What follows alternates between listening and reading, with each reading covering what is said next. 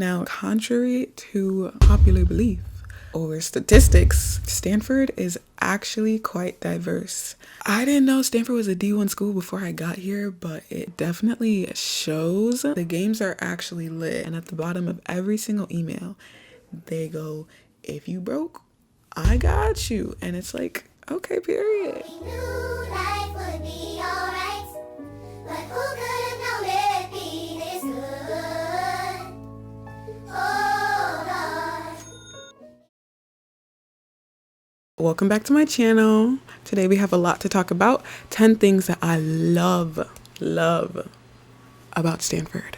Let's go. First things first. I'm the realist. First things first is the dining halls. Now, I love food, good music, good people. That's all you need, right? And I remember I was just watching like something, maybe a reel or a short or something, and I saw this. I just can't do it. I can't take this shit no more, man. Oh no, this can't be. And I was like, low key, I don't really feel that here. I don't think I do. Stanford dining is probably the best that I think college dining could get. And like, I'm not gonna say every single day we have beans, creams, potatoes, tomatoes, but it's definitely up there, and it's up there for two reasons. One, we have so many dining halls, like low-key, it's a lot. We have Stern, Wilbur, Branner, Flomo, EVGR, Ricker, haven't been there, but Ricker, Lakeside, I think that's it. And then on top of having that many dining halls, someone low-key was like, what if we mix up the cuisine between the dining halls? So like Stern has Mexican food, quote unquote. It's not like authentic. Obviously like they do what they can, but like Stern has Mexican food. Wilbur has Asian culture food. Ujamaa has, I guess, African food, quote unquote. But yeah, like you literally get to be like, what am I in the mood for? A burrito, maybe some noodles. And then you get to be like, choose where you want to eat. Like, it's like Uber Eats every day. Then another thing I really like about the dining halls is that they provide enough options for people who have allergies, intolerances, and things like that. Why did I walk into a dining hall and there was like a whole entire fridge, separate toaster, separate like utensils and everything, and it's just for people who have allergies and like restrictions and everything.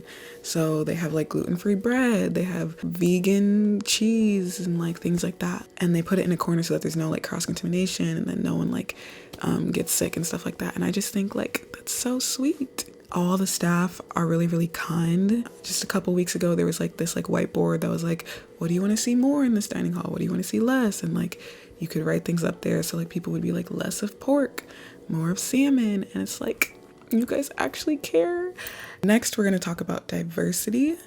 Now, contrary to popular belief or statistics, Stanford is actually quite diverse. There are two types of diversity that I'm going to talk about, and this is just like in comparison to other PWIs. And I'm going to keep it 100. First of all, ethnic diversity.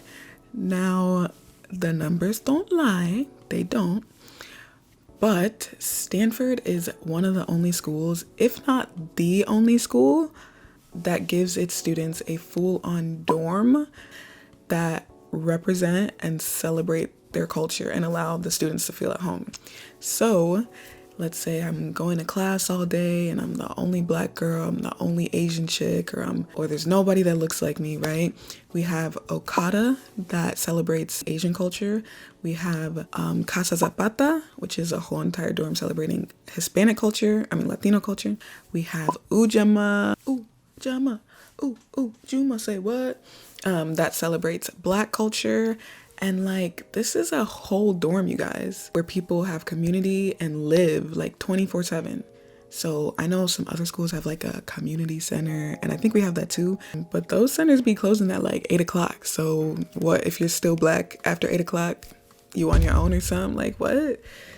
And I know USC has like a dorm with different floors, different ethnic floors. But like, Who's really doing it like Stanford? Who's doing it like Stanford? I'll wait.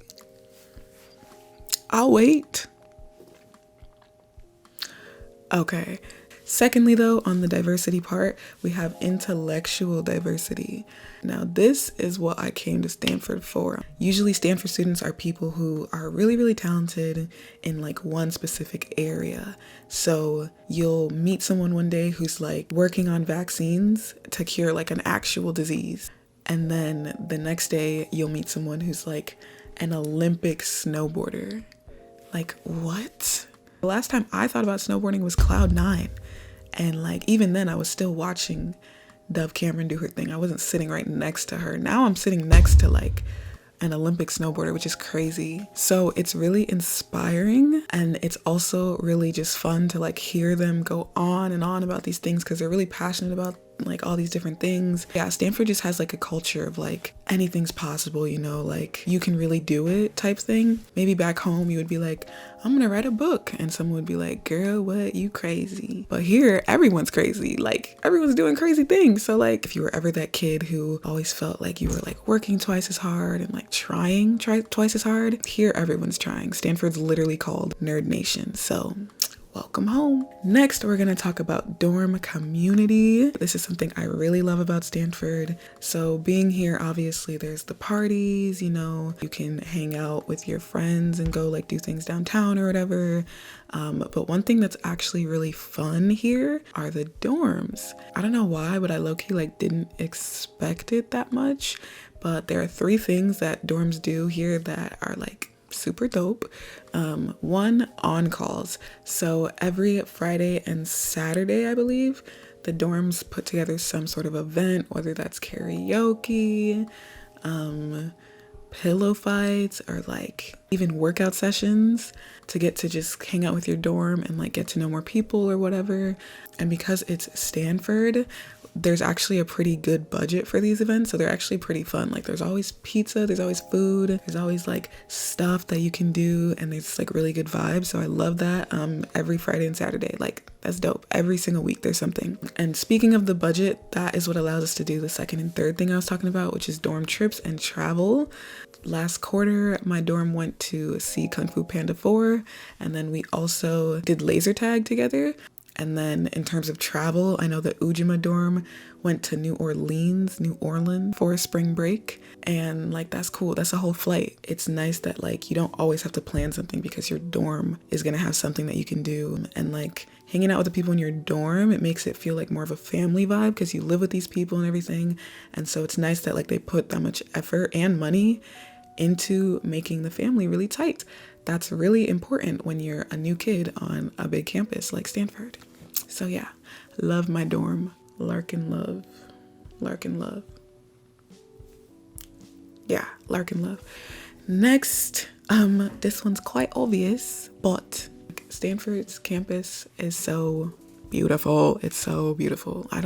Do I even have to say this point? Like, I don't even have to say this, but I'll show y'all. I'll just show y'all. Stanford is the most beautiful campus I've ever stepped foot on. And like, I know I haven't stepped foot on all the campuses in the world, but it might be the prettiest campus, period. I might be slightly biased, but if you disagree, you could talk to the tree. Okay. Next is a really important aspect, and this is something that I did not know before I came to Stanford. I know I explained in my how to pick a college video, but Stanford is an 100% need met school. They fill in the gap for what you cannot afford to go to their school, which is absolutely amazing, absolutely a blessing. But I want to talk about the fact that there are some other things that they do regarding financial aid that I didn't expect and that I really, really love and appreciate about the school. First, they provide financial aid for events and excursions. So what does that mean? Basically, somebody on the committee was like, if a student cannot afford tuition, there's probably a bunch of other things they can't afford. And they were right. At the beginning of the school year, we had Frosh Formal, which is just literally a school dance. I think the tickets were $20, but they were like, bruh, if you don't got $20, I got you. And like the dorm trips that I was just talking about, those usually you have to pay a little money here and there, maybe like $50, $5 here and there. And at the bottom of every single email, they go, if you broke, I got you. And it's like, okay, period. Another way they financially support their students is through the tech desk. So if you need an iPad for school, if you need a computer for school, and I'm gonna keep it real with y'all because it says tech desk here. I'll show you guys. I don't know if you can see it, but it says the tech desk because I'm blessed to have a MacBook already and I'm blessed to have an iPad already, but who was gonna pay $29 for a pen? Who? They have like microphones, cameras, and other things like that. You just return it back when it's due and it's free. Lastly, another thing Stanford does to support their students financially is the Fly community. They put together events, they give away stuff, they have like all these things that really help you connect with people and connect with the resources that you need and maybe can't afford. I showed in my dorm decorating video that literally like half of the stuff I got was from like a giveaway. So yeah, there's just a lot of ways that Stanford tries to bridge the income gap, which is very, very large here. And it seems like they're actually trying, so respect. Safety. I think one thing people always say about Stanford is like, oh my gosh, Stanford's so suburban, so boring, it's not in the city or whatever, but like low-key, that's one of my favorite things about this school. One day I was biking back to my dorm and it was like 1 a.m. and I was like, if this was any other school, I probably wouldn't do that. I just feel like the suburban atmosphere gives a very safe and like community vibe, you know? You're surrounded by all these people who go to class with you and like are familiar to you. If the school was in the city, you'd be surrounded by a lot of people who just live there and like go to work and stuff like that. If you're not from California like me, I feel like that would be really overwhelming. So yeah, I really like how Stanford feels like a safe environment. It's your own little village, your own little town. Stanford is like the biggest campus ever, which means a couple things. One, you're gonna need a bike or at least a scooter or something. But two, it means that whatever you possibly could need or think of is probably here. We got a dance studio if you want to get your groove on. We got a recording studio if you're trying to build that SoundCloud up. You know, there's like a garden, there's hiking trails. I heard there's even a golf course and like people actually be going.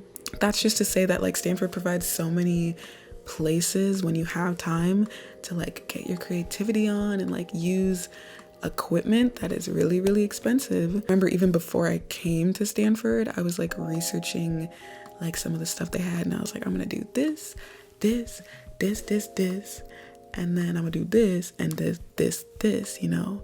And low key, have I done half of them? No. Have I done like 20%? Probably not. But when I have the chance to, I can. And that's what's important. Vibes. I feel like we work like crazy here. It's true. But I definitely think Stanford gives such like an amazing vibe compared to other colleges. I know a lot of it has to do with the weather. And like the sun that's always shining and stuff like that. But like before coming to Stanford, I didn't really have a lot of reasons to bike places. And now I get to like bike to class and the breeze is flowing. And it's just like, basically it's much, much better than high school. Like y'all, we literally used to wake up at 6 a.m., go to school for 8 hours. Then you're commuting back to school. It was like almost an hour for me. And then to do your homework, then you have to go to sleep, and you have to do it again and again and again and again. And like here in college in general, you just have more free time, but like here the weather's nice, campus is beautiful, like there's definitely like more like fun vibes. Yeah, maybe it's because we're in California, I don't know.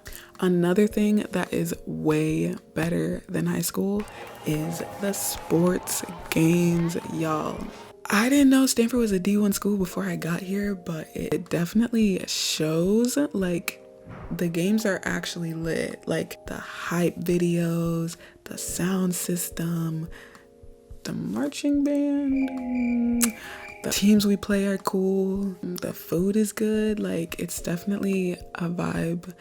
And like maybe if you don't like sports or like don't know how the sports work, then you won't really care. But me, I'd be on the edge of my seat like, I know he didn't intercept. Like, oh my gosh, like what? That's crazy. Nah, the games are really, really fun. And like we just get free access into it. I don't know if there's anyone who pays for the games, but I know that we don't have to. So, period. Lastly, I know that I talked about like the Stanford community in my last video, but a good thing that I've really seen about the Stanford community is that there are a lot of helpful people here, people who genuinely actually want to see you win. Whether it's a TA staying an hour longer than they have to in office hours, or like someone tutoring you for free, someone guiding you through the homework that they've been finished and like they literally don't have to, but they just decide to do it out of the kindness of their heart. I just feel like on this campus, if you literally are like, Help me! Help me! Nigga! usually at least someone will answer the call. You definitely have to speak up about it because falling behind in this place is real. Definitely something that's a really big plus about being here is the weather. I think this is just a Cali thing, I'm not sure, but it hasn't snowed here and I don't think it will. So I'll take it. It's super nice to wake up like mid-January in February and like hear the birds chirping and like the sun shining. It definitely balances out all the grinding that happens here. It gets pretty cold, but it's still not snowing, so I'll take it.